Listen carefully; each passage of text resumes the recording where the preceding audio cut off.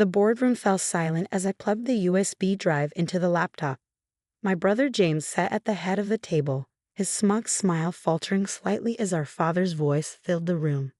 I, Richard Morgan, being of sound mind, hereby declare that upon my death, control of Morgan Industries shall pass to my daughter Elizabeth. My name is Elizabeth Morgan, and 2 weeks ago I buried my father. Today, I was fighting to preserve his legacy from the very person he trusted most, my own brother. Looking at James now, his perfectly tailored suit and manicured appearance betraying nothing of the treachery beneath, I could hardly recognize the brother I grew up with, the one who used to protect me from schoolyard bullies, who taught me to ride a bike, who cheered the loudest at my college graduation. But people change, money changes them even more. The recording continued, Dad's voice strong despite the illness that would take him just months later.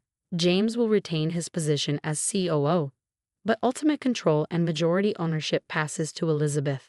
She has the vision and integrity to lead this company into the future. I watched the color drain from James's face as our father's true wishes became clear to everyone in the room. The board members exchanged glances, some nodding as if pieces of a puzzle were finally falling into place. "This is nonsense," James snapped, standing up so abruptly his chair rolled backward. "That recording could be doctored. I have legal documents signed and notarized, clearly stating Dad left me in charge." "Forged documents," I corrected quietly, pulling out another file. "Would you like me to show the board the proof of that too? 2 months ago, I never would have imagined being in this position. I was content running the company's international division from our London office, expanding into new markets while James handled operations back home in Chicago. We were a team, or so I thought. Then Dad got sick. Pancreatic cancer, aggressive and merciless. In his final months, he began preparing for the transition of power, making his wishes clear to both of us. I would take over as CEO, with James continuing as COO. It was a decision that made sense to everyone except James. I started noticing small things at first. Documents going missing from Dad's home office. Late-night meetings between James and the company's legal team that I wasn't invited to. Dad's personal assistant, Maria, being abruptly fired after 15 years of loyal service. "Your brother's been accessing your father's private files," Maria told me during a tearful phone call after her termination. "He made me help him copy signatures, Elizabeth. I should have said no, but he threatened to ruin my career." That's when I started recording everything. Every conversation with Dad about the company's future. Every meeting where he detailed his succession plans. I even hired a private investigator to document James' late-night visits to Dad's house when he thought our father was too medicated to notice. The timestamp on this recording is from 3 months ago, one of the board members pointed out, peering at the laptop screen. "Why are we just hearing this now?" "Because I hoped it wouldn't be necessary," I replied, meeting James's furious glare. "I wanted to believe my brother would do the right thing." "The right thing?" James laughed bitterly. "You mean let you waltz in and take control of everything I've built? I'm the one who's been here, Liz. I'm the one who's put in the work while you played jet setter in London." "Built?" I repeated, my voice sharp. "You mean like how you built that shell company to siphon off profits from our Asian contracts? Should we talk about that too?" That got the board's attention. Several members sat up straighter, while our CFO, Thomas, began frantically flipping through his files. "I don't know what you're talking about," James said quickly, but I could see the panic in his eyes. I pulled out another file, bank statements, wire transfers, emails that outlined exactly how James had been skimming millions from the company for years. Dad had discovered it just before he got sick. It was one of the reasons he decided to put me in charge. "Dad gave you a chance to make it right," I said softly. "He was willing to keep this quiet, let you pay back the money gradually. All you had to do was accept his decision about succession." "He was dying," James shouted, his composure finally cracking. He wasn't thinking clearly, and deserved to be in charge. "I'm the one who—" "Who what?" I interrupted. "Who forged documents, who threatened employees, who stole from his own family?" The boardroom erupted into chaos.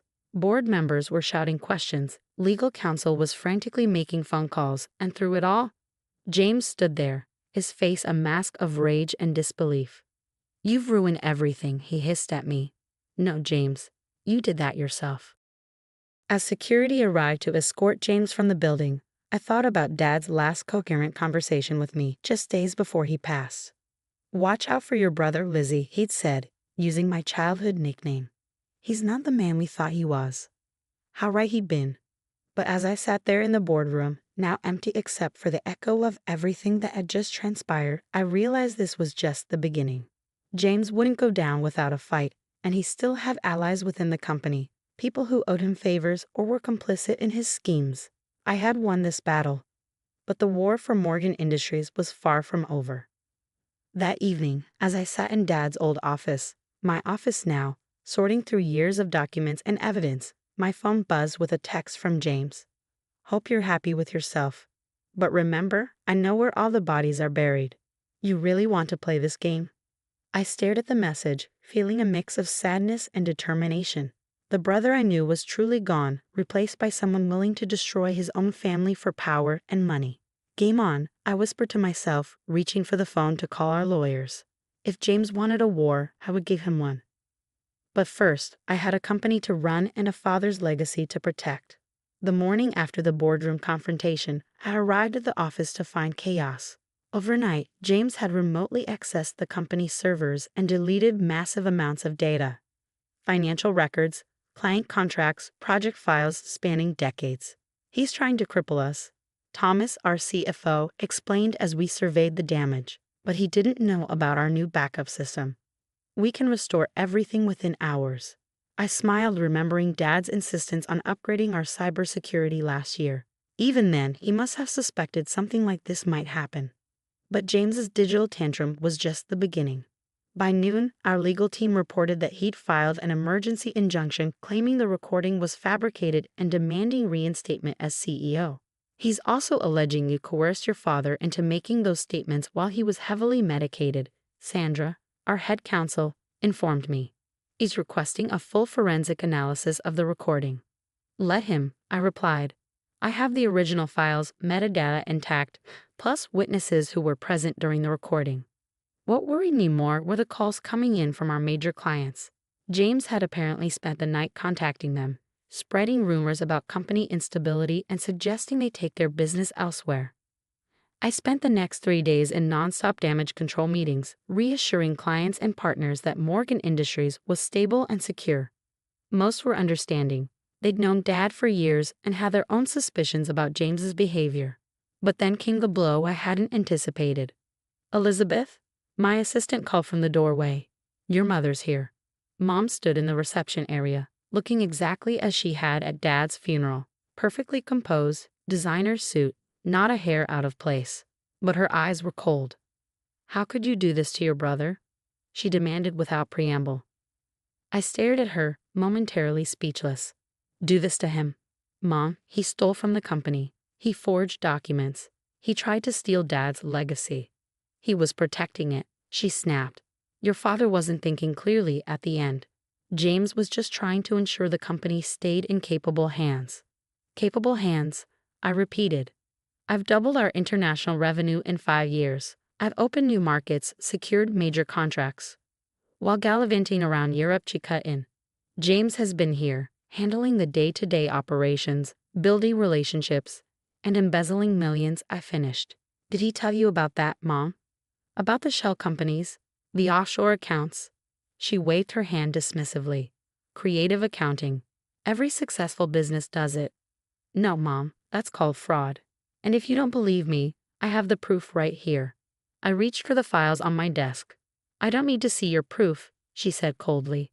"I know my son. He would never." "Never what?" "Lie? Steal? Threaten people? Because he's done all of that and more." She turned to leave, then paused at the door. "Your father would be ashamed of you, turning against your own brother like this." The words hit hard, but I kept my voice steady. "No, Mom. Dad knew exactly who James was.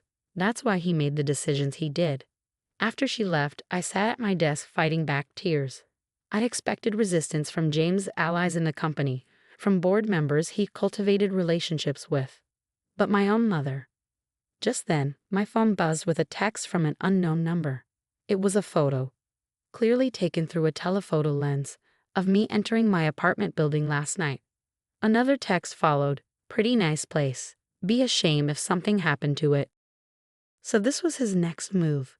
Intimidation. I forwarded the messages to our security team and my lawyers, then made a call I'd been holding off on. Detective Rivera, it's Elizabeth Morgan. I think it's time we had that conversation about my brother's activities. The next few weeks were a blur of legal meetings, police interviews, and constant crisis management.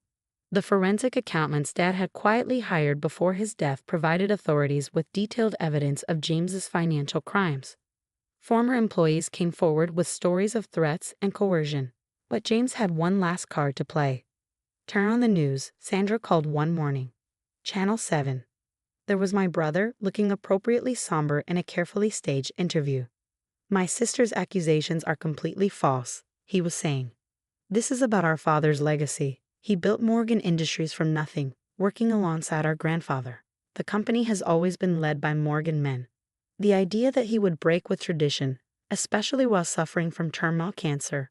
I muted the TV, my hands shaking with anger. He was playing the sexism card, appealing to old-school business leaders who still believed women couldn't run major corporations. He scheduled interviews with 3 more stations, Sandra reported, plus a print piece in the Tribune. Let him talk, I said, an idea forming. In fact, let's help him reach an even bigger audience. 2 days later, as James sat down for another TV interview, his phone buzzed with an email from me. The subject line, since we're sharing family history. Attached was a video compilation I'd spent the night assembling, clips of Dad talking about the company's future, security footage of James's late-night office visits, recordings of him threatening employees, and most damaging of all, footage from the company's annual meeting 5 years ago, where he publicly praised my leadership of the international division and supported Dad's decision to groom me for CEO. Your own words, brother, I texted as he stared at his phone in the middle of the interview. Still want to talk about tradition. The interview never aired. Instead that evening, I received a call from James's lawyer. My client is willing to negotiate, he said stiffly. The terms were simple. James would resign from the company, relinquish all claims to leadership, and repay the embezzled funds. In return, we wouldn't press criminal charges. And one more thing, I added. He issues a public statement supporting my leadership and admitting he forged the documents. That's not negotiable, his lawyer started. Then I guess we'll see him in court.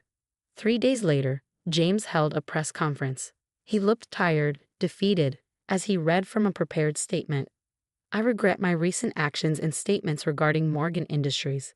The documents I presented were not authentic, and my father's true wishes were for my sister Elizabeth to lead the company. She has proven herself more than capable, and I fully support her leadership.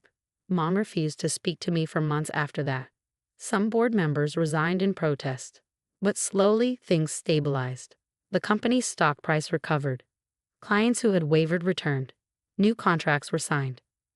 A year later, I sat in Dad's old office, my office, looking at his photo on the wall. The company had just posted record profits, largely thanks to expansions I'd initiated years ago. You were right, Dad, I said softly to the photo. About everything. My phone buzzed. A text from James. He was in rehab, finally getting help for the gambling addiction that had driven much of his embezzlement. Saw the quarterly reports, he wrote. Congratulations. Dad would be proud. I stared at the message for a long time before replying. Thanks, hope you're doing well.